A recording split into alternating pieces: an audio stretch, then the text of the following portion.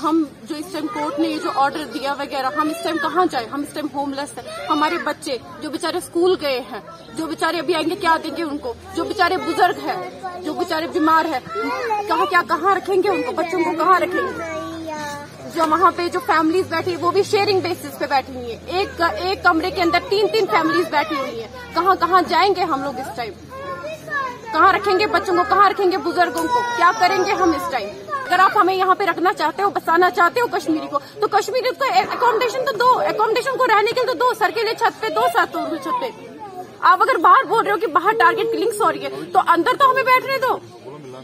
कश्मीरी पंडित हूँ और गलती से मैं यहाँ पर नौकरी करने आया था, और जबकि रिहेबिलिटेशन के पैकेज के ऊपर हमें एक लॉलीपॉप दिखाया गया था एडमिनिस्ट्रेशन की तरफ से। हम 2010 में यहाँ पर नौकरी करने आए थे अपने बीवी बच्चों के साथ। हमने उस वक्त ये सोचा था कि हम यहाँ पे रिहेबिलिटेट होंगे, बट हमें लगता है आज तक इतने साल 32 साल हो गए, मतलब इतने साल हो गए हमें रिहेबिलिटेट नहीं किया गया। अभी पीछे आप देख रहे हैं 2021 में एक डिज़ास्टर हुआ था जो कि गवर्नमेंट भी मान चुकी है।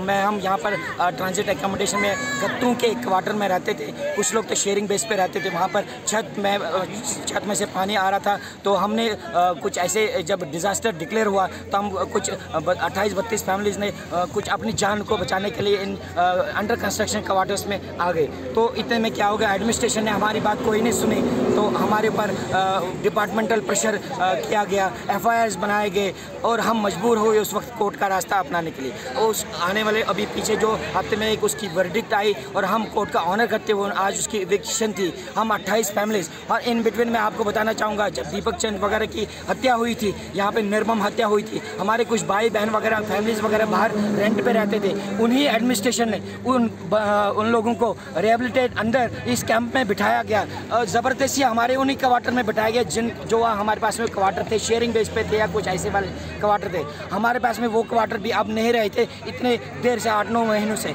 हम इधर रह रहे थे। अब तो क्या हुआ कि अब जब एविक्शन हुई, गवर्नमेंट हमें आज निकाल दिया गया, उस पर सील किया गया। आज सुबह हमारे बच्चे जब स्कूल गए तो अभी हम जो वापसी में आए, उन्होंने अपने घर को सील पाया गया, वहाँ पे ताला देखा, तो वो ढूंढ रहे थे हमारे माता पिता कहाँ हैं। जबकि हम यहाँ पर अभी बाहर धरना पे बैठे हुए थे। हम एडमिनिस्ट्रेशन से एक ही गुजारिश करना चाहते हैं, मुझे बताएं, हम 28 फैमिलीज बीवी बच्चों के साथ आप देख रहे वर्दी लगाकर हमारे बच्चे यहाँ पर बैठे हैं, और वो 36 फैमिली जो हमारे क्वार्टर में है, टोटल अगर देखें 60-70 फैमिलीज को आप दर करना चाहते हैं।